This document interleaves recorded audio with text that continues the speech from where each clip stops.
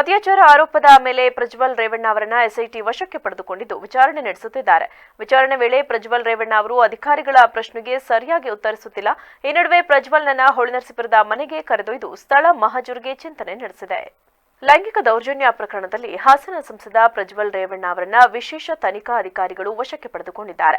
ವಿಚಾರಣೆ ವೇಳೆ ಪ್ರಜ್ವಲ್ ರೇವಣ್ಣ ಅವರು ಅಧಿಕಾರಿಗಳ ಪ್ರಶ್ನೆಗೆ ಸರಿಯಾಗಿ ಉತ್ತರಿಸುತ್ತಿಲ್ಲ, ಎಲ್ಲವೂ ಷಡ್ಯಂತ್ರ, ನಾನೇನು ಮಾಡಿಲ್ಲ ಎಂದು ಪ್ರಜ್ವಲ್ ರೇವಣ್ಣ ಉತ್ತರ ನೀಡುತ್ತಿದ್ದಾರೆ. ಹೀಗಾಗಿ ಸ್ಥಳ ಮಹಜರು ಪ್ರಕ್ರಿಯೆ ಎಸ್ಐಟಿ ಪ್ಲಾನ್ ಮಾಡಿದೆ. ಇಂದು ಅಥವಾ ಜೂನ್ 3ರಂದು ಸ್ಥಳ ಮಹಜರು ನಡೆಯುವ ಸಾಧ್ಯತೆ ಇದೆ.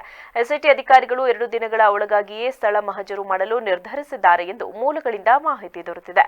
ಲೋಕಸಭೆ ಚುನಾವಣೋತ್ತರ ಸಮೀಕ್ಷೆ ಬಹಿರಂಗಗೊಂಡಿದ್ದು ಹಾಸನದಲ್ಲಿ ಪ್ರಜ್ವಲ್ ರೇವಣ್ಣ ಗೆಲ್ಲುವ ಸಾಧ್ಯತೆ ಇದೆ ಎನ್ನಲಾಗುತ್ತಿದ್ದು, ಒಂದು ವೇಳೆ ಹಾಸನದಲ್ಲಿ ಪ್ರಜ್ವಲ್ ಗೆದ್ದರೆ ಹಾಸನದ ಚಿತ್ರಣ ಬದಲಾಗುವ ಸಾಧ್ಯತೆ ಇದೆ ಮತ್ತು ಫಲಿತಾಂಶದ ದಿನ ಮತ್ತು ಬಳಿಕ ಹಾಸನದಲ್ಲಿ ಹೆಚ್ಚಿನ ಸಂಖ್ಯೆಯಲ್ಲಿ ಪ್ರಜ್ವಲ್ ರೇವಣ್ಣ ಬೆಂಬಲಿಗರು, ಅಭಿಮಾನಿಗಳು ಸೇರುವ ಸಾಧ್ಯತೆ ಇದೆ.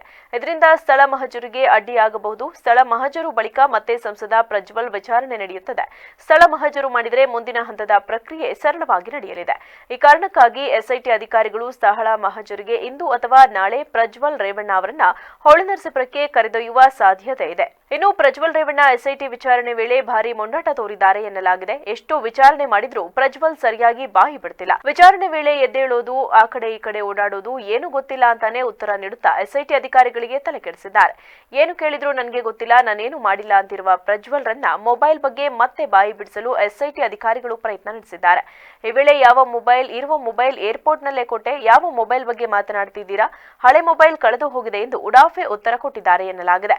ಪ್ರಜ್ವಲ್ ರ ಈಗಿನ ಮೊಬೈಲ್ನಲ್ಲಿ ಯಾವುದೇ ರೀತಿ ವಿಡಿಯೋಗಳು, ಮೆಸೇಜ್ಗಳು ಪತ್ತೆಯಾಗಿಲ್ಲ. ಸದ್ಯ ಡಿಜಿಟಲ್ ಎವಿಡೆನ್ಸ್ ಕಲೆ ಹಾಕಲು ಎಸ್ಐಟಿ ಎಲ್ಲಾ ರೀತಿಯಲ್ಲಿ ಪ್ರಯತ್ನ ನಡೆಸುತ್ತಿದೆ.